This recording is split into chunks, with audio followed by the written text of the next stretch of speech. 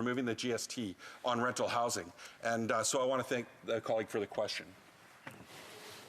Resuming debate, the honourable member for Saanich Gulf Islands. Thank you, Madam Speaker. And it's an honor to join the debate today virtually to continue the discussion of Bill C-56, which aims to and claims to address the dual affordability crises of affordability of housing and of food and groceries. There's no question, I think, on any side of this House that we're seeing very, very difficult conditions for most Canadians, particularly for anyone who isn't in the billionaire class. We're seeing very difficult conditions and affordability, particularly for those who aren't in the housing market yet and have to find ways to meet increasingly challenging costs of rent, and those who are in the housing market, increasingly high costs of maintaining their mortgages as interest rates rise. It's with some irony that I remember, Madam Speaker, that during the early days of the COVID crisis, I would say probably it was in 2020, that we had in the Finance Committee, then Governor of the Bank of Canada, Steve Poloz. And some of the members asked him, we're spending this money. What will happen afterwards? Will we suffer inflation? And I remember it was an exact quote that the former Governor of the Bank of Canada said, "Oh, inflation. Quote, that's a problem I'd love to have," because they were so certain at that point that inflation wasn't the threat, deflation was the threat. What happened? Well, it wasn't that his analysis was wrong, it's that conditions changed dramatically. Why are we seeing rising food prices? Well, let's look at food for a minute and then look at housing, because I think Bill C-56, while well-intentioned, will not make a big difference for Canadians in the cost of housing or food. And that's not because the Liberal government is malevolent, but I think it's because they've taken the wrong approach, as of the Conservatives. We really need to look at this and say, can we really fight what we're seeing in rising costs? Or should we make sure that we top up government revenue sources such that we can provide the sources of income and revenue to Canadians so that they can survive what's coming at them economically? So let's step back and look at this. Certainly, the fact we went from a fear of deflation to inflation were unexpected events. Specifically, Putin's attack on Ukraine, which had the effect of driving up oil prices all around the world. The attack on Ukraine also had an impact on food prices, because as we all know, Ukraine is part of the breadbasket of the world and provides grain in massive exports, which have been significantly challenged by blockading Russian ports. Occasionally we have grain deals that let grain go through, but there's no question that the biggest impacts on driving up prices in Canada in our grocery carts have been Putin's attack on Ukraine, the rising costs of fossil fuels as a result, the supply chain disruptions in growing food and shipping out grains, combined with climate crisis events, which have created droughts which affect access to food, which have created extreme weather events, such as extreme weather events that affect the island of Mauritius, where you grow most of vanilla. So you have massive typhoons that keep hitting because of climate change, drives up, by the time you go through the supply chains, the cost of ice cream in Canada because vanilla costs more. We're looking at a complex web of pressures that have driven up prices. If we look for guidance on what we're now experiencing, there was a 2005 book called The Long Emergency, subtitled Converging Crises of the 21st Century by James Howard Kunstler. He accurately predicted what we're experiencing: war, climate crisis, and instability in fossil fuel production as we hit peak oil. That was what he was looking at in 2005 when the book came out. So we have to look at this and say, are we able with Bill C-56 to confidently say to Canadians, this will bring prices in your grocery carts down? I don't think we can. And I don't think that anyone wants to say that or hold out hope to Canadians that's false hope. We actually have to look at what we're facing. The climate crisis will drive up the price of certain foods. as long as the war in Ukraine persists, we are looking at cost impacts throughout our economy in fossil fuel production, where Russia has hit Ukraine. It's also had an impact on fossil fuel production and on excess profits to the fossil fuel sector. So let's step back and just examine that the approach of this bill is to go at trying to create more supply for rental housing.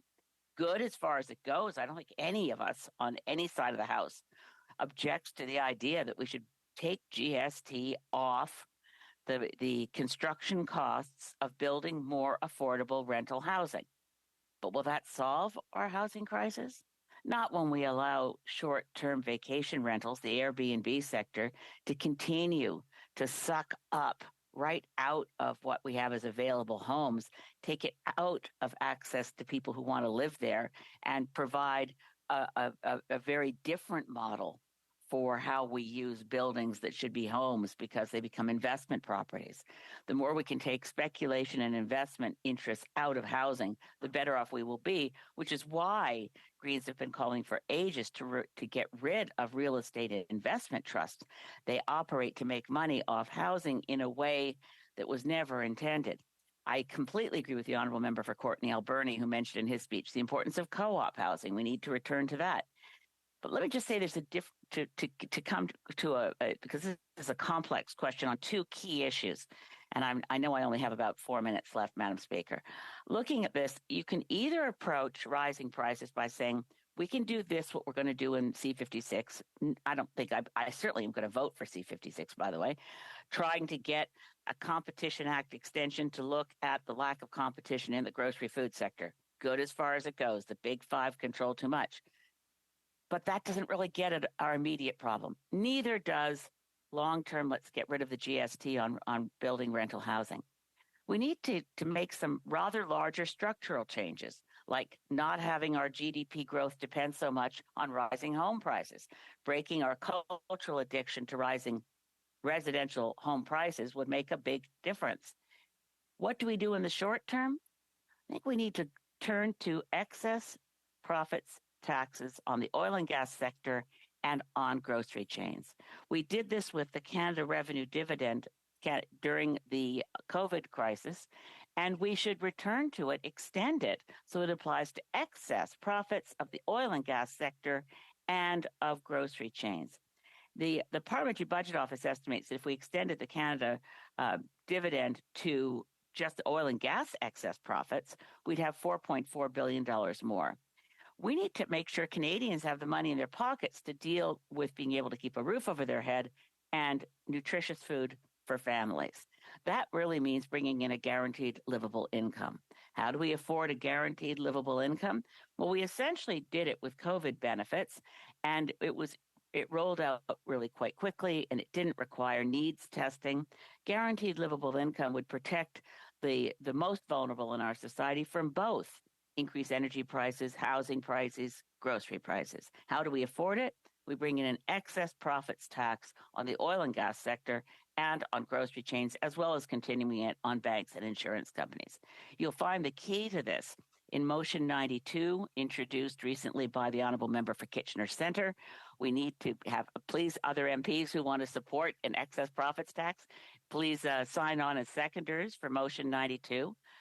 We have to stand back and look at this and say, we can't guarantee to people that the climate crisis is not going to affect food prices, because it is. And until we have an end to Putin's attack on Ukraine, what we're really seeing in the oil and gas sector is war profiteering.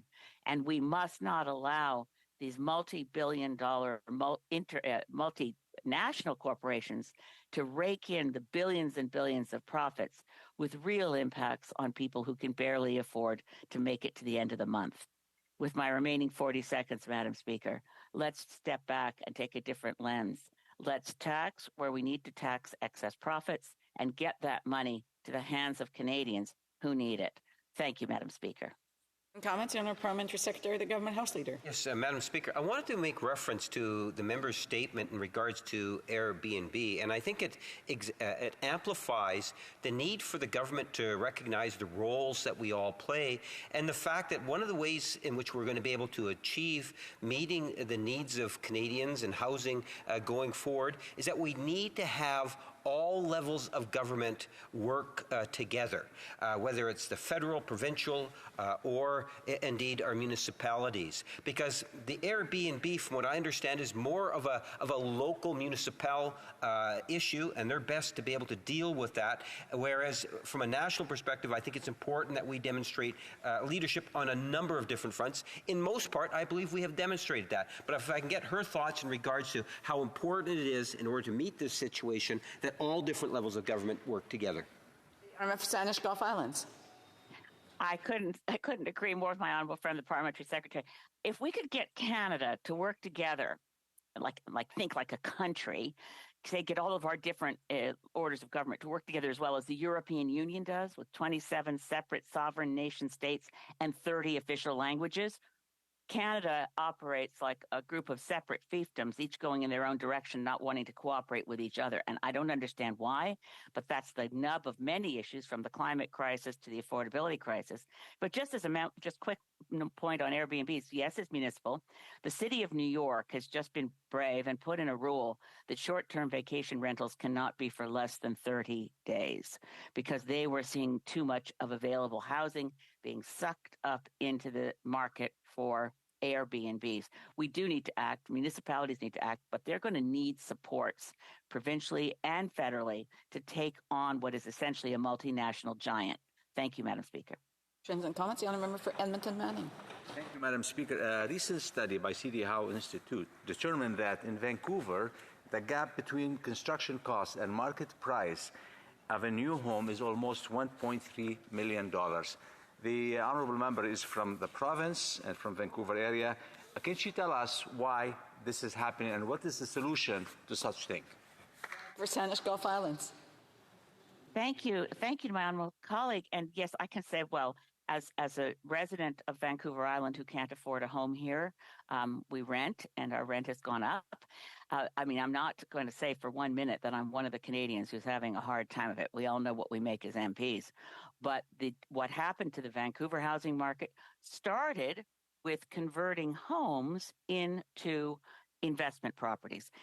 The beginning of this, and I'm not trying to blame everything on the previous Conservative government, so forgive me, but it did start with when there was, under the Harper government, a $1 million investment fast track to get your residency in Canada.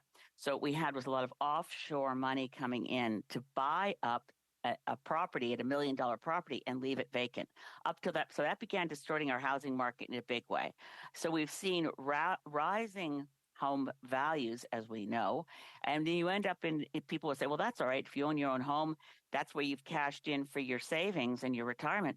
A lot of people in my community who own their own home want to downsize and move somewhere else, but if they sell their own home, they can't find a place to live that's affordable in their retirement once they've divested of their property. It's a complicated mess that all started when we stopped treating homes as homes and started treating them as investment properties. Questions and comments? The Honourable Member, a brief question. The Honourable Member for Kitchener Centre. Thank you, Madam Speaker. I appreciate the member for Saanich Gulf Islands in her speak spoke about the structural issues that have led to the housing crisis we're in, issues that have persisted for decades as investment in housing has dropped off.